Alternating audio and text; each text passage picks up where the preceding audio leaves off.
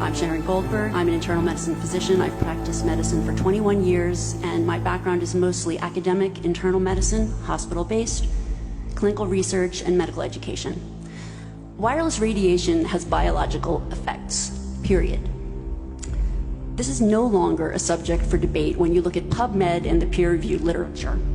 These effects are seen in all life forms: plants, animals, insects, microbes. In humans, we have clear evidence of cancer now. There is no question. We have evidence of DNA damage, cardiomyopathy, which is the precursor of congestive heart failure.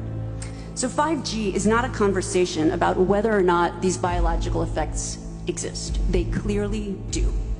5G is a conversation about unsustainable healthcare expenditures. Why do I say this? We've been sitting on the evidence for EMR and chronic disease for decades. And now we are seeing all these epidemics appearing. So diabetes is the first epidemic. I think most of you know the statistics. They're very scary. 1 in 3 American children will become diabetic in their lifetime, and if they're Hispanic females, the number is 1 in 2. So what does this have to do with wireless radiation? Wireless radiation and other electromagnetic fields, such as magnetic fields and dirty electricity, have been clearly associated with elevated blood sugar and diabetes. That is what the peer-reviewed literature says. It is not opinion. The closer you live to a cell tower, the higher your blood glucose. That is based on hemoglobin A1C measurements. So the idea with small cells of putting the cells closer to people's homes and bedrooms scientifically is very dangerous. And from an economic perspective, it's dangerous.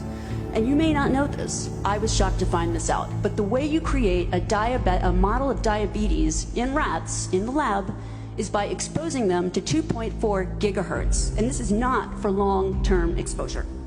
The other epidemics that clearly link from the science with electromagnetic radiation are related to mental health. And this is straight from PubMed. This isn't my opinion. This is science. Okay? And if you look really at the science, what does it show? And these epidemics are suicide epidemic, epidemics in violent, shootings, and the opioid epidemic. And I don't have 5 minutes, is not the time to talk about this. This is in the peer-reviewed literature. I have a file to submit for the record, but these are facts. These are things that have just been glossed over by the wireless industry, and I really don't have time to talk about them in 5 minutes. I wish I did. It's cell phones, it's multiple wireless networks, it's smart meters, it's cell towers. It's this sandwich, and it all adds up. And this is a serious problem for occupational health, public safety, and personal safety. And I feel that it's irresponsible to be even talking about the Internet of Things and rolling out a new untested technology when we're not even measuring what are our current exposures from the current network.